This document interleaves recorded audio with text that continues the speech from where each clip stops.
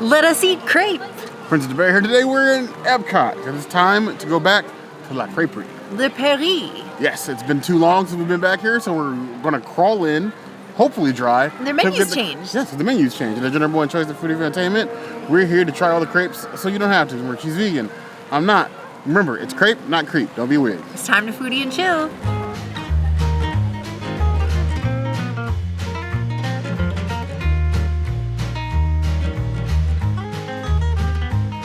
Got the Prix soup salad entree dessert.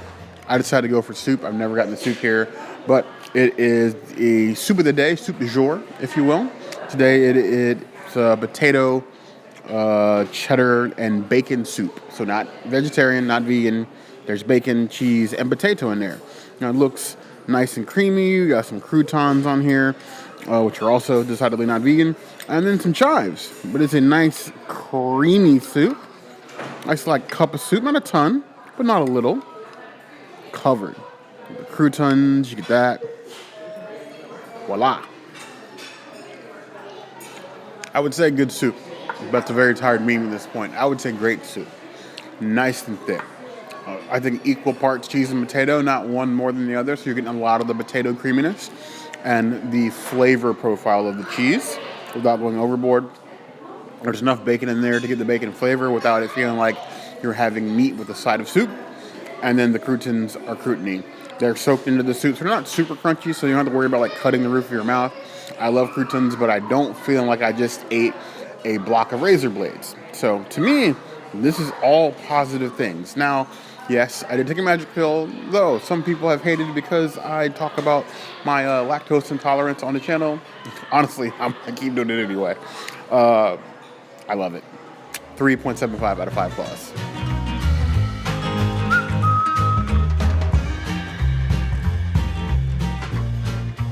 We are doing the prefix menu here, which includes a salad and then an entree galette, a dessert galette, and a drink. For me as a vegan, my option is this salad. And now the croutons and the dressing have eggs, but I have salt and pepper. Well, I'm putting pepper first. I'm putting copious amounts of pepper. I'm putting a little bit of salt. I'm just gonna drench the oil, but not too bad.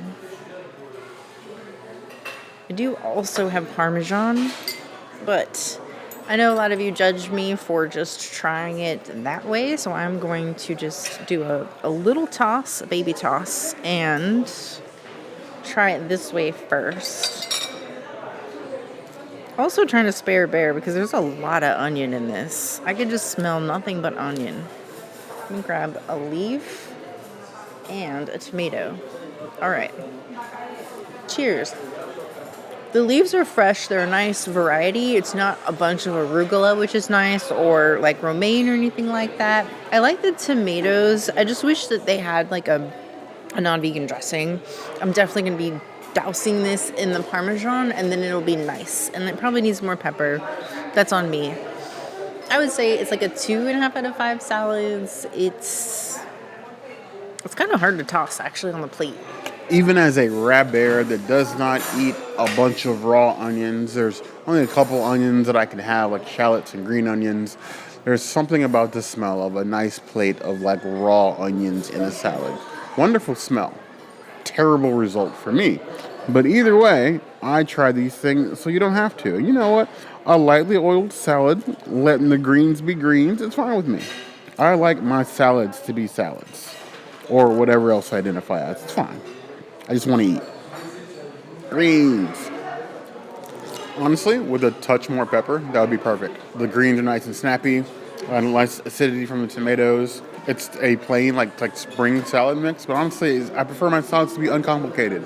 I don't need it to look like a McDonald's cheeseburger. That's kind of the point. Give that 3.5 out of 5 plus.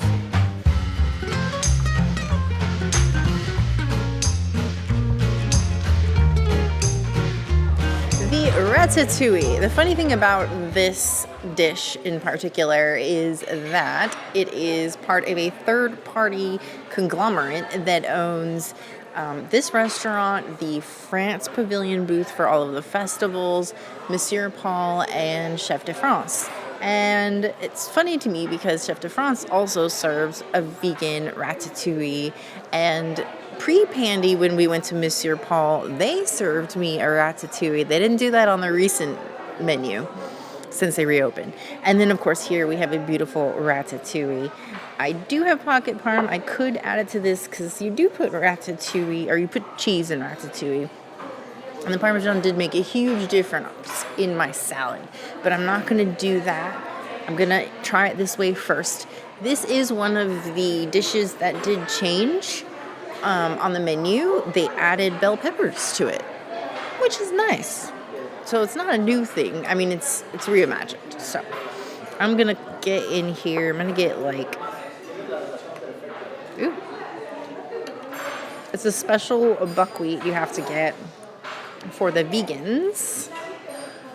And it's giving like injera vibes, like a flatter injera to me. Let me cut a piece here. Ooh. All right. I always feel like I get too big of a bite, so let me take this big piece off here. Let me grab some little pieces here and make a better life choice. Though this is still kind of... okay.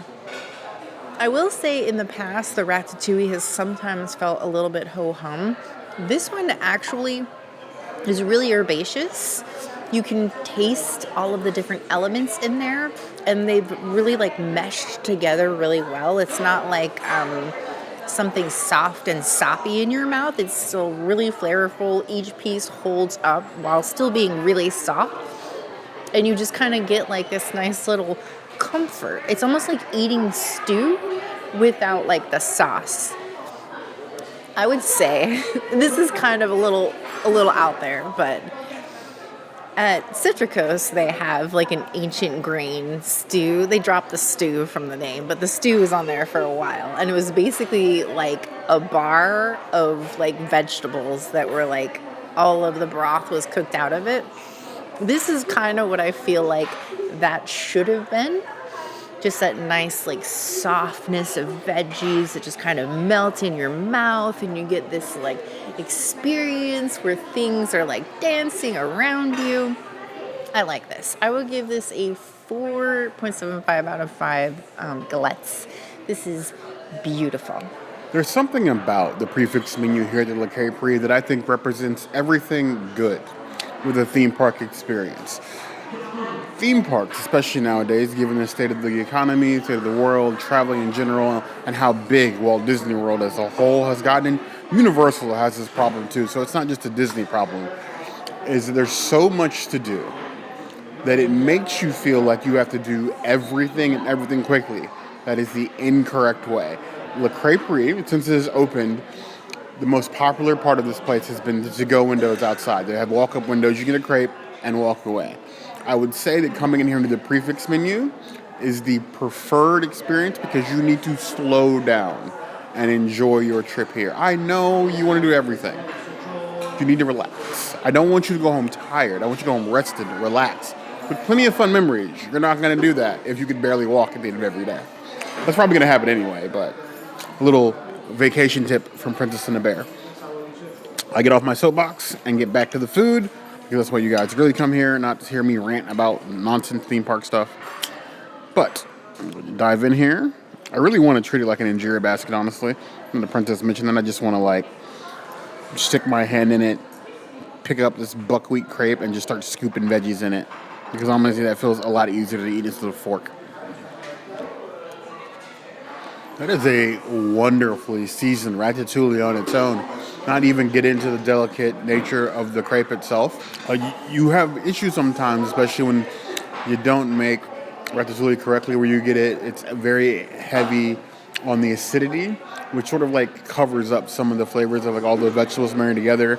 Here I'm getting the bell peppers returning to this dish. I'm getting the eggplant, the tomatoes, and that tomato base is excellent. It's not too soggy as well, so it's not making the crepe one soupy mess. Honestly, it worked. The Creperie has perfected its craft in the short time that it's been open comparatively to everything else in EPCOT. And honestly, I feel like you need to come sit down and have you a prefix or two. or just the one. You really just need the one, but sit down and enjoy yourself. I give this 4 out of 5 claws.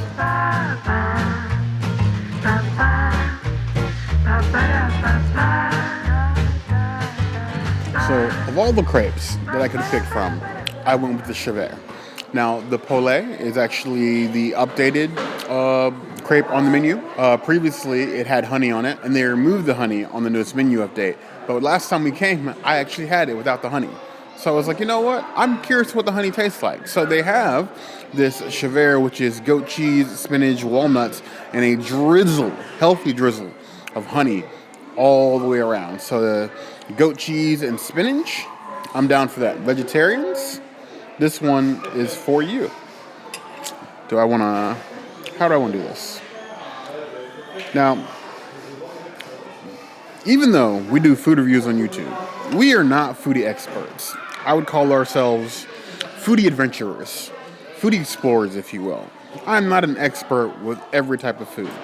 So, for our community of French origin, if we are eating the crepe incorrectly, by all means, teach me. I want to learn.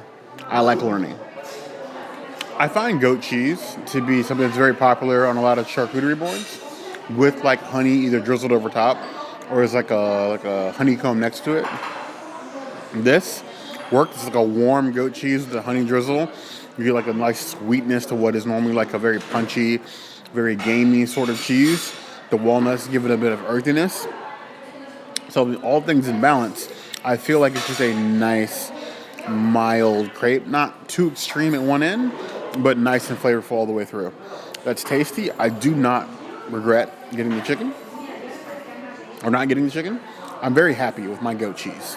It is, in fact, the goat. 4.25 out of 5 claws.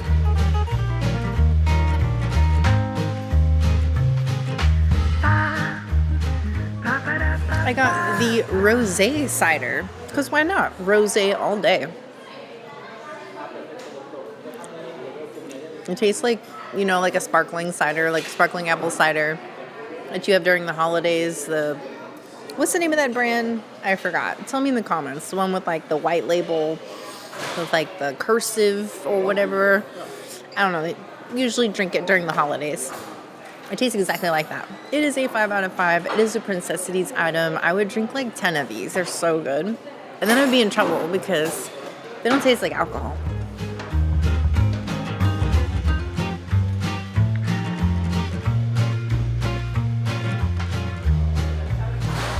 I'm impressed that their prefix comes with a hard cider. I'd be curious to know the actual ABV of said ciders because, even the glass by itself is only $8. So I imagine it's not much, but who cares? You're getting it in a prefix environment. I can get on board with that. I got the Demi sec because it looked different. It's really the only reason. Ooh. I feel like a kid at the table.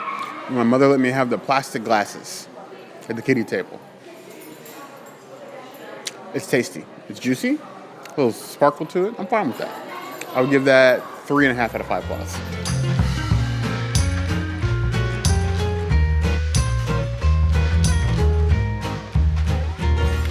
To cure my ravenous thirst, I destroyed my poor cider and then decided I wanted a beer.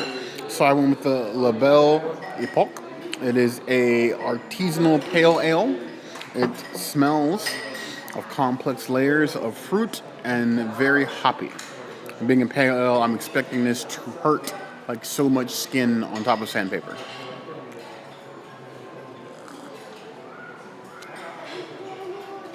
I was wrong in every account.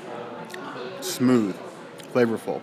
It's given like Belgian Abbey style ale, so like not as heavy as something like a Le Fin du Mar or something like that, like you would see like in the Canada Pavilion, but much more crisp, but still having all of that flavor. Honestly, I would choose this over Le Fin du Mar any day of the week. If they had these in a cart outside, this might quickly make my top 3 favorite World Showcase beers. Previously, that was held by Le Fin, the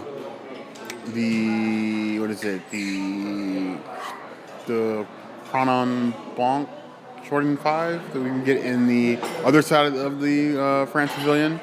And then basically anything I can get at Refreshment Outpost because they have all the best beers. I would give this a 4.75 out of 5 claws. I need to try more French beers.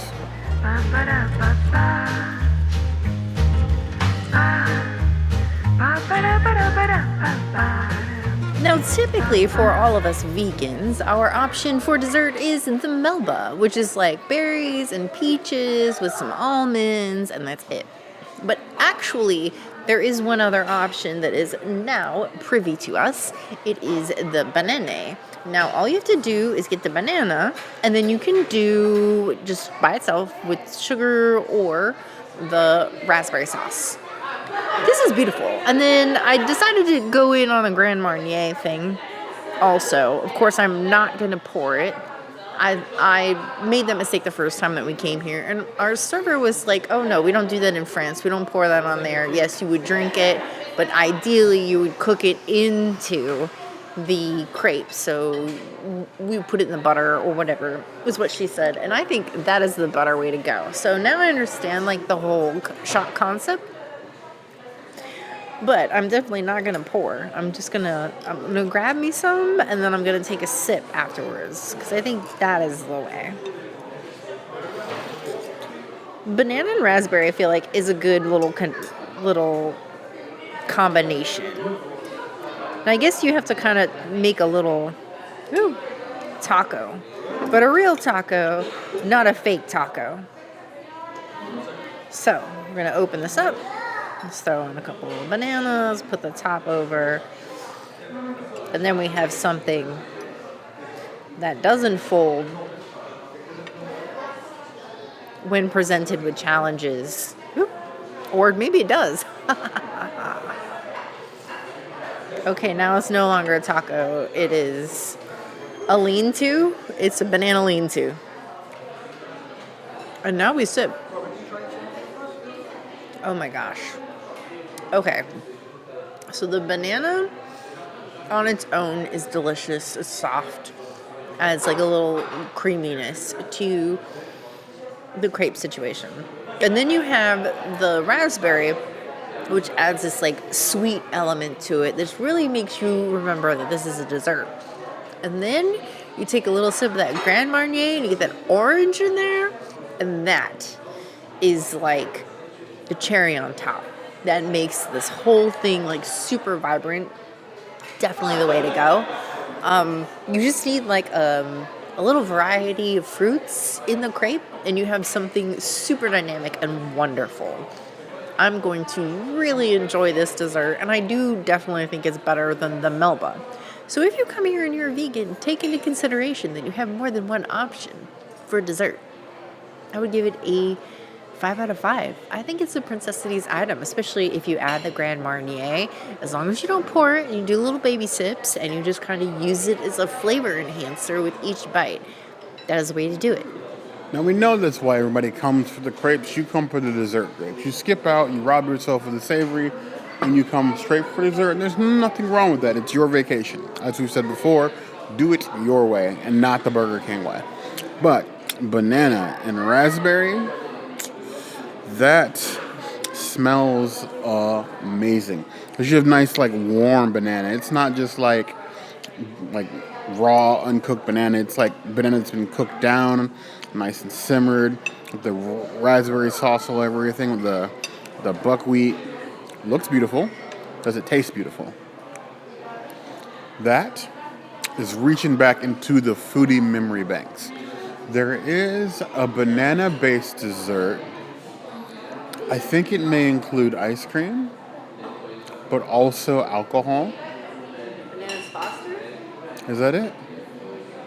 Does Banana Foster have alcohol in it? Yeah. It's Banana Foster. It's sort of what that reminds me of.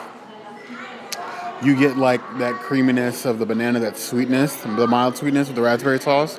And then with just a small whiff of like a small sip of the Grand Marn, you're getting like a slight hint of orange. You're getting like that, the fumes of the alcohol that really just sort of like enhance all the rest of the flavors. That is delightful. I would say If you're not sure about that, and you're like us, there's 2 of us, I would get one and share it. But like just baby sips between you, ideal. That is wonderful, and it's an experience. A nice, slowed down, chill experience. Banana and the raspberry, much better than I think just the berry and the raspberry sauce. I think it's a different flavor profile. I give that 4.75 out of 5 plus.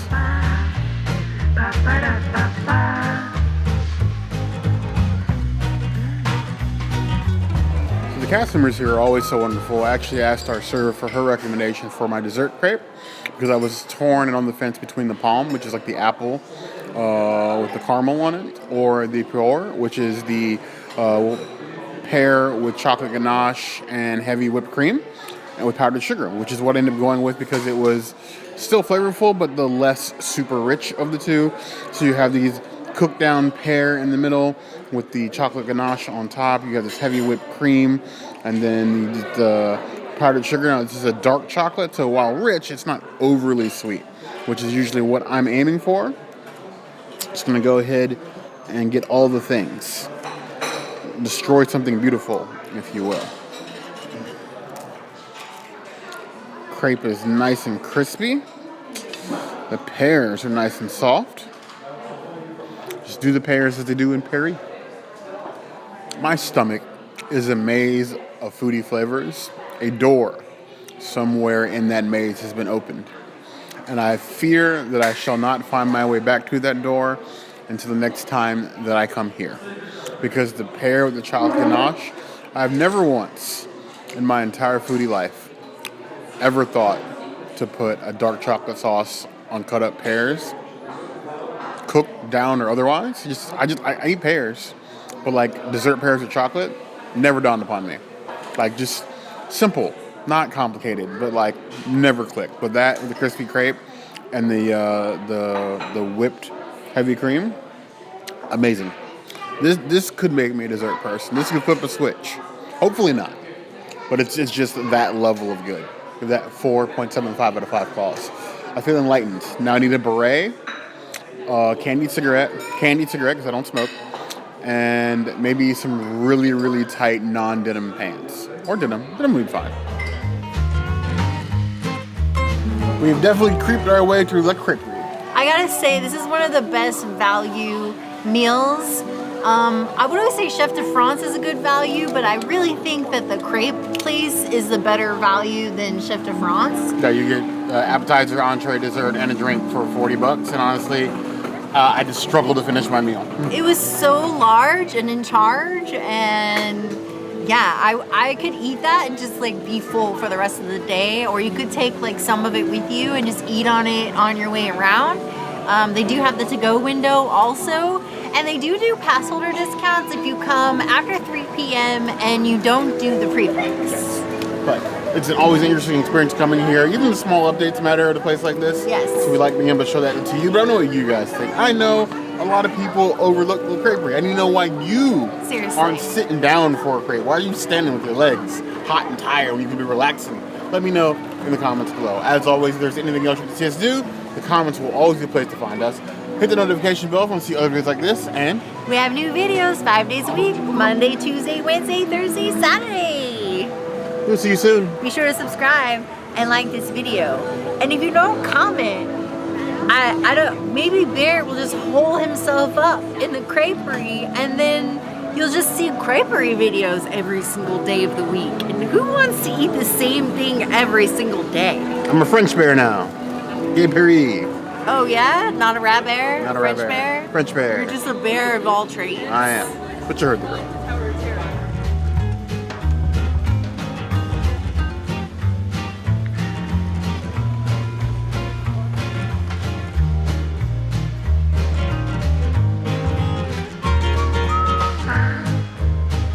Ba-da-ba-ba.